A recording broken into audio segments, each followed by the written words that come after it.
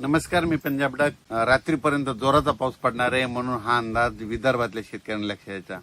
ते पाऊस पुन्हा पुढे सरकत इकडे नांदेड जिल्ह्यात पण येणार आहे. मग नांदेड जिल्ह्यामध्ये नायगाव, नरसी इकडं, आदिलाबाद, धर्माबाद तेलंगणात, त्याच्यानंतर इकडं पुसदकडं, इकडं अमरावतीकडं, अचलपूर, दर्यापूर ह्या परिसरामध्ये आज रात्रीपर्यंत ह्या परिसरात पाऊस असणार आहे म्हणून हा अंदाज लक्षात यायचा. त्याच्यानंतर परभणी जिल्ह्यामध्ये तुरळक ठिकाणीच पाऊस पडणार आहे म्हणून परभणी जिल्ह्याचा अंदाज लक्षात यायचा. लातूर जिल्ह्यात देखील तुरळक ठिकाणीच पाऊस पडणार आहे म्हणून हा अंदाज लक्षात यायचा. धाराशिव जिल्ह्यात देखील तुरळक भागात पाऊस पडणार आहे. संभाजीनगर जिल्ह्यामध्ये इकडे सिल्लोड, निल्लोड ते सोयगाव तिकडल्या परिसरामध्ये पाऊस असणार आहे म्हणून हा अंदाज लक्षात यायचा. उर्वरित राज्यात स्थानिक वातावरण तयार होऊन तुरळक ठिकाणी कुठेतरी पाऊस पडणार आहे म्हणून हा अंदाज लक्षात यायचा. फक्त जोराचा पाऊस फक्त वर्धा, नागपूर, भंडारा, गोंदिया, चंद्रपूर, यवतमाळ, माहोर ह्या परिसरामध्ये असणार आहे म्हणून हा अंदाज सर्व शेतकऱ्यांना लक्षात घ्यायचा. कोल्हापूर पासून ते इकडे पालघर पर्यंत म्हणजे कोकणपट्टी, राधानगरी ह्या परिसरातला सरी मात्र त्या चालूच राहतील म्हणून हा अंदाज त्या शेतकऱ्यांना लक्षात घ्यायचा. पुण्याकडे देखील अर्ध्या एक तासाला कधीतरी एखादी सरी येईल म्हणून हा अंदाज त्यांनी देखील लक्षात घ्यायचा. पण राज्यात मात्र आता सध्या फक्त विदर्भाकडेच पाऊस आहे म्हणून विदर्भातल्या शेतकऱ्यांनी अंदाज लक्षात घ्यायचा. महाराष्ट्रात देखील आहे, फक्त काही काही जिल्ह्यामध्ये तुरळकच भागात आहे, सर्वदूर कुठंच पाऊस नाही. फक्त जिल्ह्यामध्ये उगा 5-6 ठिकाणी पडू शकतो म्हणून उर्वरित राज्यातल्या जिल्ह्यातल्या शेतकऱ्यांनी अंदाज लक्षात घ्यायचा. 27, 28, 29, 30 ऑगस्ट पर्यंत कोणत्या भागात पाऊस पडणार आहे तर तुम्हाला अंदाज सांगणार आहे.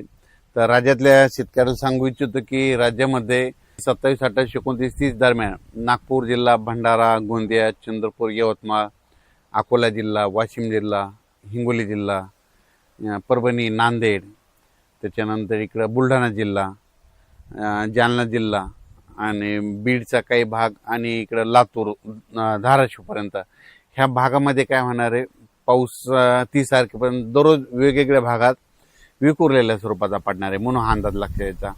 पण सगळ्यात जरा जास्त प्रमाण कुठं राहीन फक्त विदर्भातच राहीन. मग ते कोणत्या राहीन मध्य प्रदेश बॉर्डरचे जे जिल्हे तालुके येतं, मग बुलढाणा जिल्हा इकडं ते परिसर, बुलढाणा, अकोला, अमरावती, मोर्शी, अचलपूर, दर्यापूर, परतवाडा, वर्धा, नागपूर, भंडारा ह्या परिसरामध्ये थोडं जास्त प्रमाण राहणार आहे.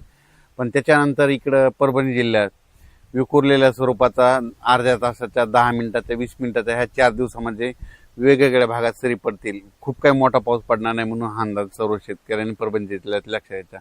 बीड जिल्हा, लातूर जिल्हा, धाराशिव जिल्हा तिकडे देखील खूप काही मोठा राहणार नाही. आता सरीच येतील, अर्ध्या तासाच्या, 10 मिनिटाच्या राहतील म्हणून हे अंदाज लक्षात घ्यायचा.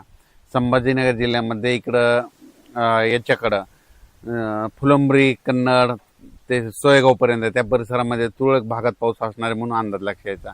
त्याच्यानंतर ह्या 4 दिवसामध्ये इकडं चाळीसगाव, धुळे, नंदुरबार तिकडे देखील थोड्या सरी येतील म्हणून लक्षात घ्यायचं. आणि इगतपुरीकडे पाऊस पडत असल्यामुळे नाशिककडं सरी येत राहतील. कोकणपट्टी, घाटमाथ्यावरचा पाऊस ते जोराचा चालू राहील. कोल्हापूरकडे देखील सरी राहतील. सांगली जिल्ह्यात देखील आपल्या सरी येत राहतील. सोलापूर जिल्ह्यात देखील सरीत राहतील, मोठा काही पाऊस नसणार आहे. पुणे जिल्ह्यात देखील फक्त सरीच येतील, खूप काही मोठा पाऊस नसणार आहे म्हणून हा अंदाज लक्षात घ्यायचा. काय झालं तर राज्यात असा सगळीकडे पडणारा, खूप मोठा पडणारा, ओढे नाले वाहणार तसा काही सध्या तरी ह्या ऑगस्टमध्ये पाऊस नाही.